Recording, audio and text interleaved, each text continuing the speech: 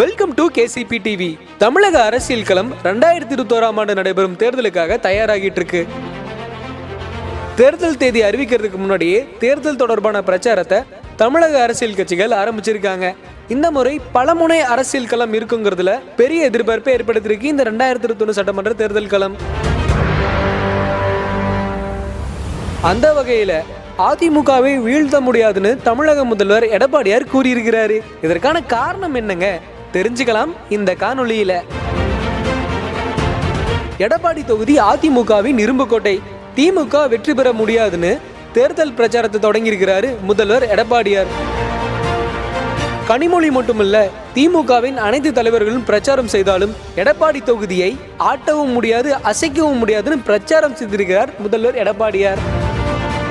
அம்மா mini clinic பல இடங்களில் திறந்து வைக்கப்பட்டிருக்கிறது. இது எல்லாம் மக்களுக்காக அம்மா அரசு செய்கிறதுன்னு தேர்தல் டைம்ல சில பிளானை எக்ஸிக்யூட் பண்ண முயற்சி செஞ்சிருக்காங்க அதிமுக அரசுன்னு பல்வேறு வகையான கருத்துக்கள் ஊடகவியலாளர்கள் மத்தியில ஏற்பட்டிருக்கு. இதற்கிடையே முதல்வர் பதவி இறைவன் கொடுத்த பரிசு, இந்த ஆட்சி கவிழும்னு சொல்றவங்க மத்தியில 4 ஆண்டுகளுக்கு மேல தலைமை தாங்கி நிக்கிறோம்னு சொல்லியிருக்கிறாரு.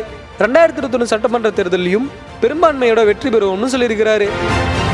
அரசு திட்டங்கள் எல்லாம் முன்னிறுத்தி அரசியல் செய்யும் அதிமுக அரசு இந்த திட்டங்கள் மக்கள் மனதில் எந்த அளவுக்கு சென்றடையும் அப்படிங்கிறது பொறுத்திருந்து தான் பார்க்க வேண்டியதா இருக்கு.